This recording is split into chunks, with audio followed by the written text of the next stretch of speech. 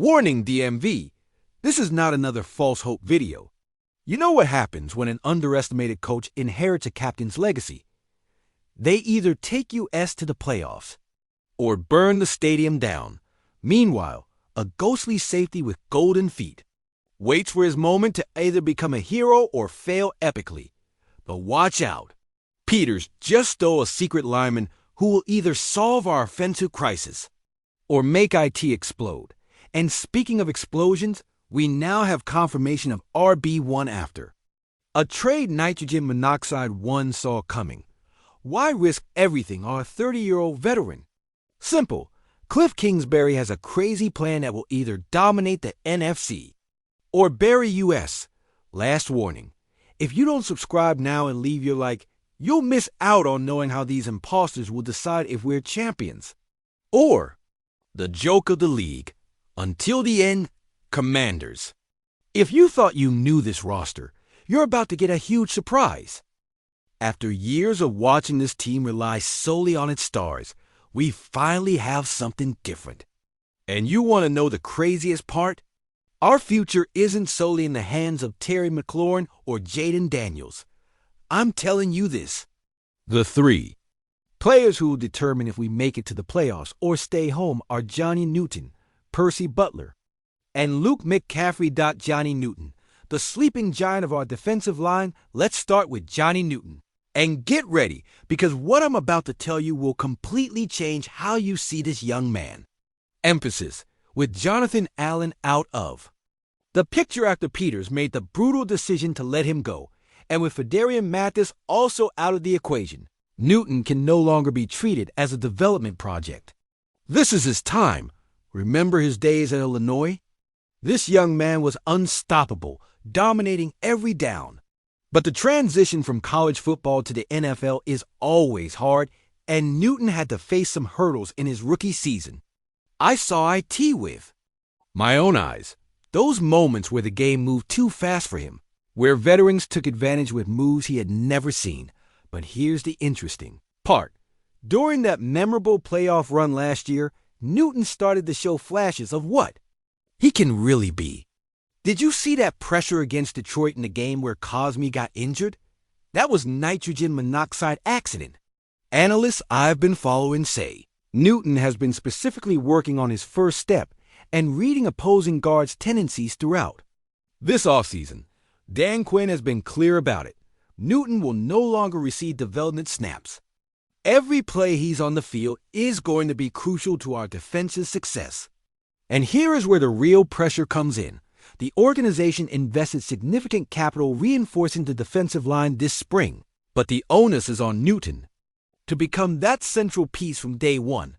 I believe Newton has the perfect chip on his shoulder after an inconsistent rookie season.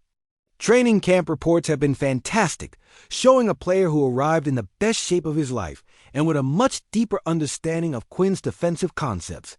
But the question we all are asking is, can he handle being the guy instead of just another rotational player?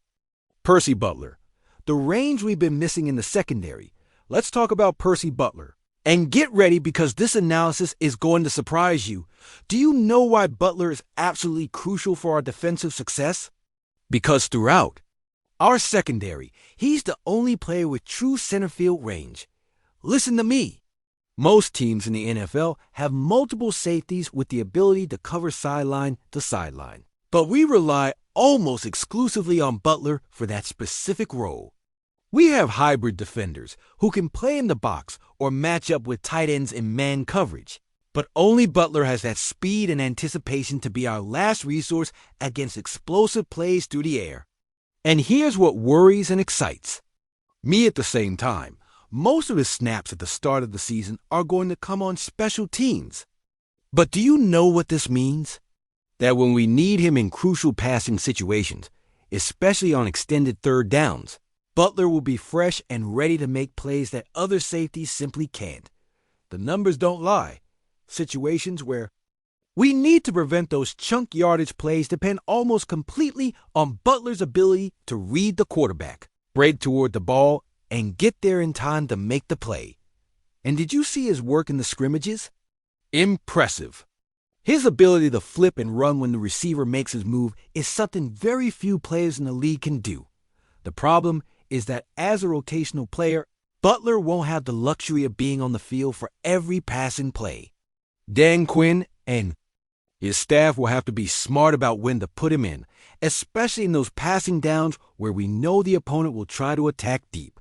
But I ask you this, can a rotational player really have the decisive impact we need? Luke McCaffrey, the receiver who needs to wake up, and now we come to Luke McCaffrey, and I assure you this is going to be the most important story of the three. McCaffrey managed to sneak in as the fifth and final receiver on our initial 53-player roster. But do you know what worries me? That after an entire regular and postseason in 2024, plus the whole slate of exhibition games this summer, our quarterbacks have consistently overlooked him in their progressions. And that's problematic. Because McCaffrey isn't just any receiver. He was a Day 2 selection in 2024, a product of Rice with separation analytics above the league average. So why aren't Jaden Daniels and the other quarterbacks giving him the ball? Here's what makes me optimistic. With all the attention that Terry McLaurin, Deebo Samuel Sr., and Zach Ertz running down the seam are going to receive, in addition to Daniels' dual threat ability, the field is completely open for McCaffrey to become that high-level playmaker Washington needs. And do you remember what happened last year? Daniels elevated Dyami Brown and Olamide Zaccheaus' careers in such a way that both got deals with Jacksonville and Chicago respectively. If that happened with Brown and Zaccheaus, imagine what he can do with McCaffrey. The dirty work that McCaffrey has been doing as a blocker on running plays has been fantastic. But expanding his role to become that reliable fourth option in the passing game is what's truly going to satisfy Dan Quinn and allow Cliff Kingsbury to exploit his high-octane attack to the fullest. The reality is this: Washington only kept 5 wide receivers, which means McCaffrey has to contribute significantly, or they're going to have depth problems. But I firmly believe this is his year to prove why he was a Day 2 selection. If that surprises you, wait until you hear this. While everyone was focused on the backfield drama and speculating about who would be the number 1 back, Peters was working in the shadows to solve a problem that could have ruined our entire season. Do you remember Sam Cosmi's devastating injury against Detroit? That torn ACL in our memorable divisional playoff victory will have us without our star right guard for at least the first 4 weeks of the season, and possibly longer. Let me paint the complete picture of what we're facing. Sam Cosmi, our second-round stud from Texas, was having an exceptional season before that injury.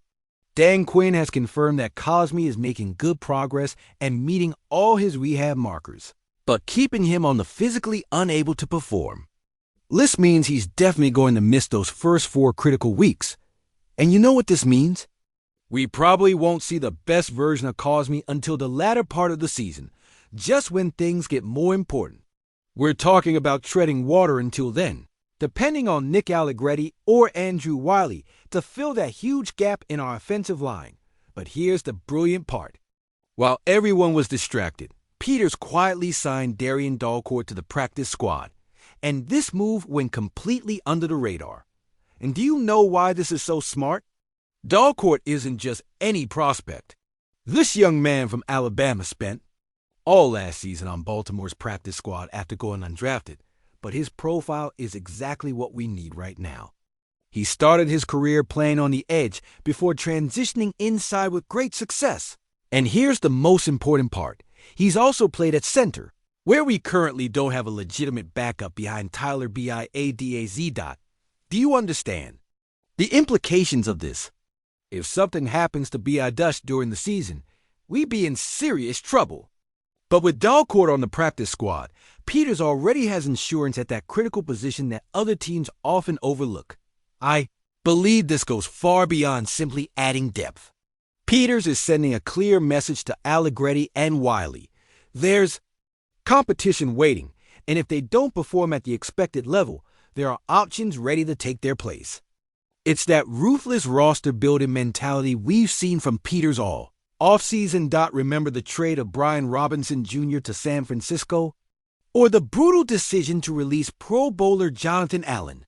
Peters has shown he's not afraid to implement drastic changes if he feels they would benefit the franchise. And now he has an insurance policy in place if things don't go as expected on the offensive line. Dalcourt may not be better than what we have right now, but his presence creates that healthy urgency that keeps everyone competing at the highest level. And considering he's a bit undersized compared to most offensive linemen and has no NFL experience, the reality is he's probably not going to displace anyone immediately. But that's not the idea. The idea is to create real depth at multiple positions, especially with Cosme out and the uncertainty about how long it will really take for him to get back to his elite level. Peters is being proactive instead of reactive. And that is exactly what we need from a general manager. But that's nothing compared to what's coming. And now we reach the absolute BOMB. The organization just released their updated depth chart following the explosive trade that sent Brian Robinson Jr. to the San Francisco 49ers. And Austin Eckler is officially listed as our #1 back. That's burgundy and gold, baby. But get ready, because this analysis goes much deeper than anyone is reporting. First, let's talk about the magnitude of this move. Brian Robinson Jr. had been considered our starter throughout the preseason. This young man had exceeded all expectations. Since arriving, showing that toughness and determination that won us all over as fans. But then why did Peters decide to trade him right before the season started? I'm telling you this, Peters doesn't make impulsive moves. If he decided to trade Robinson for something San Francisco offered, it's because he sees something in the future that we can't fully see yet. Was it for the salary cap? Was it because he thinks Eckler and the young guys can offer more versatility? Or is there something bigger at play? Now let's focus on Austin Eckler, because what this 30-year-old veteran brings to the table is much more complex than the basic numbers show. Yes, he averaged 4.77 yards per carry last season and finished with 735 total yards and 4 touchdowns. But that's just the surface. Do you remember his days as the main back for the Los Angeles Chargers? Eckler wasn't just a running back. He was a versatile weapon who could line up in multiple positions and create nightmare mismatches for opposing defenses. His ability as a receiver is where he really shines, and that versatility is exactly what Cliff Kingsbury needs for his offensive system. Analysts have highlighted his efficiency near the goal line, and here the numbers are impressive. Eckler has been one of the most efficient scorers in short yardage situations over the past few years. But do you know what excites me the most? His football IQ and his ability to read defenses in passing down situations. Behind Eckler, we have an interesting mix. Jerry McNichols as the reliable veteran, Chris Rodriguez providing that power running ability, and 7th-round rookie Jaquarii Crosky-Merritt, who's generating a lot of buzz internally. Let's talk about Crosky-Merritt. This young man had 1,190 rushing yards and 17 touchdowns at New Mexico before transferring to Arizona, where eligibility issues limited his 2024 season. But his explosiveness at training camp has been incredible, and his performance in the preseason has fueled speculation that he could eventually become our main back. And did you see his New Mexico highlights? This kid can fly. His combination of speed and vision is something we haven't had in years. The coaches have been praising his work ethic and his ability to learn the playbook quickly, which is crucial for a 7th-round rookie who needs to prove he belongs in this league. Quinn has been specific about using a flexible approach with multiple backs in different situations. This means we're going to see Eckler handling most early downs and passing downs, while the young guys will get specific opportunities based on their individual strengths. But here comes the million-dollar question.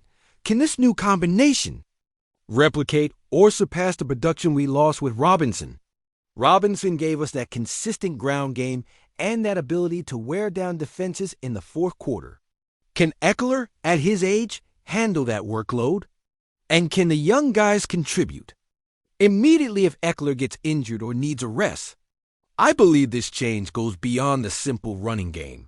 With Eckler as our main back, Kingsbury can implement more plays where the running back is a genuine receiving threat, which will open the field for Terry McLaurin, Deebo Samuel Sr., and the rest of our offensive weapons. Eckler's ability to line up wide or in the slot is going to create those mismatches that can exploit defenses not prepared to cover a running back with genuine receiving skills. And when you combine that with Jaden Daniels' dual threat ability, we're talking about an offensive attack that can be unstoppable when it's synchronized. But the reality also is that we depend more on the health of a 30-year-old player. And if something happens to Eckler early in the season, we'll heavily rely on rookies and players with limited experience. It's a risk, but it's also an opportunity to develop that next generation of playmakers. The revamped composition of our backfield perfectly illustrates how quickly roles can change in the NFL. The Robinson trade created a vacancy that initially seemed problematic, but now Eckler's experience and versatility have made him the best option to lead an offense, expected to be one of the most dynamic in the entire league. After analyzing these three explosive news stories, one thing is more crystal clear than ever. This organization is no longer the same one that disappointed us through years and years of mediocrity. We have Adam Peters building real depth at critical positions, developing young talents with genuine potential, and making bold decisions that other general managers simply wouldn't dare to make out of fear of fan backlash. Do you think Johnny Newton, Percy Butler, and Luke McCaffrey can be those underestimated pieces who lead us not only to the playoffs, but to actually make some noise once we get there? Do you trust Austin Eckler can lead this backfield more effectively than Brian Robinson, especially considering the versatility he brings to Kingsbury's offensive system? And what do you think about the absolutely genius move of bringing in Darian Dalcourt as insurance for multiple positions on our offensive line? Leave me all your answers in the comments because I need to know exactly what this burgundy and gold family thinks about these moves that are going to define our season. If you believe Peters is building something truly special that can compete with any team in the NFC, give this video a like so YouTube knows this content is worth it. And if you want to be part of this community that analyzes every move, every decision, and every opportunity of our beloved franchise with the depth and analysis it deserves, subscribe right now because tomorrow we're going to have more news that will shake Ashbourne and the entire DMV area. You are an integral part of this Commanders family. And together we're going to follow every step of this process until we get exactly where we deserve to be. Not just in the playoffs, but competing for that Lombardi trophy that has eluded this organization for too long. And remember, hail to the Redskins.